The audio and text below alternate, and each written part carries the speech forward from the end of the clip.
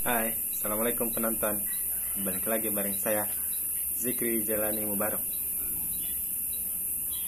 dengan NIM 2108104112, jurusan Tadris IPS semester 2 kelas C.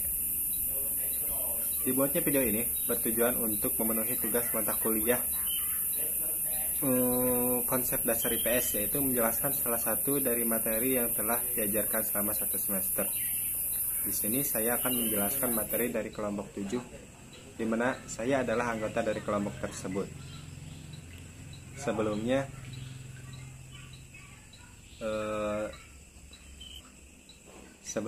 yang saya hormati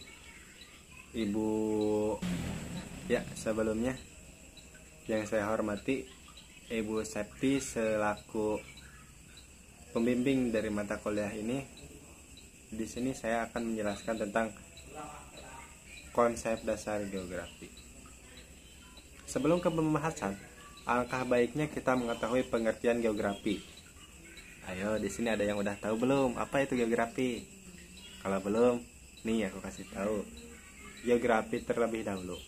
Geografi adalah studi tentang bumi dan segala sesuatu yang ada di atasnya, seperti makhluk hidup, iklim, udara, beserta segala interaksinya. Jadi, dapat kita simpulkan bahwa geografi adalah ilmu yang mempelajari tentang makhluk hidup. Ilmu apa? Ilmu yang mempelajari tentang makhluk hidup. Tapi sedangkan menurut Lelanau, jadi Lelanau ini seorang ahli dalam bidang geografi. Beliau menulis buku yang berjudul La Géographie Humaine. Di sini dia berkata bahwa objek studi geografi adalah kelompok manusia dan organisasinya di muka bumi. Konsep dasar geografi memiliki 2 cabang. Cabang apa saja sih, Kak? Nih, aku kasih tahu cabangnya. Yang satu itu geografi fisik, dan yang kedua itu geografi manusia. Di geografi fisik terbagi ke dalam beberapa cabang. Yang pertama adalah geologi. Geologi adalah salah satu cabang ilmu kebumian yang mempelajari tentang bumi dan segala isinya. Kajian di dalam geologi meliputi sejarah terbentuknya bumi beserta dengan bahan, struktur, dan proses yang menyertainya. Kemudian yang kedua, cabang dari geografi fisik, yaitu lanjut. Tadi sampai mana? Ayo, sampai mana? Dengerin nggak? Ya udah nih, aku kasih tahu. Yang kedua, tadi itu kan tentang geologi ya. Berarti yang kedua itu tentang ilmu tanah. Ilmu tanah adalah pengkajian terhadap tanah sebagai sumber daya alam.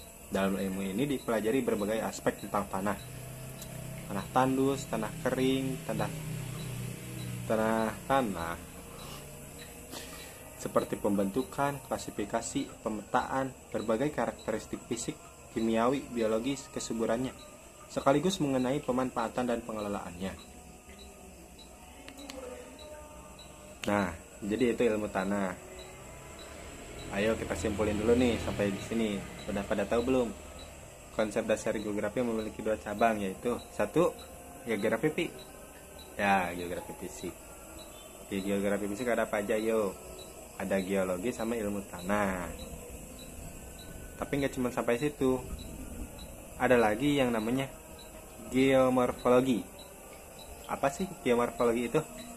Geomorfologi ini sebenarnya dapat kita artikan sebagai ilmu yang mempelajari tentang perubahan-perubahan pada bentuk muka bumi, dan secara umum dapat didefinisikan sebagai ilmu yang mempelajari tentang alam, yaitu meliputi bentuk-bentuk umum raman muka bumi serta perubahan-perubahan yang terjadi sepanjang evolusinya dan hubungannya.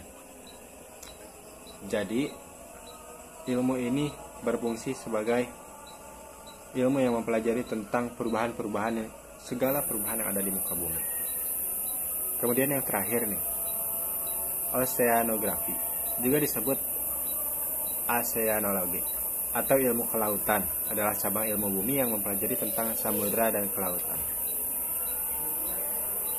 Nah, jadi dari cabang geografi fisik itu ada kalau geografi fisik yang meliputi ilmu tanah, geomorfologi yang meliputi perubahan fisik pada alam, dan oceanografi yang mempelajari tentang kelautan.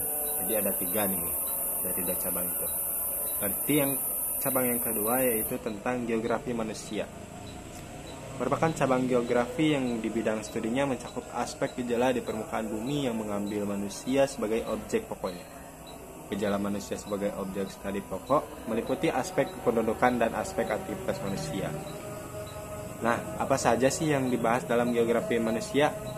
Tentunya ada ekonomi, ada pemukiman, dan politik.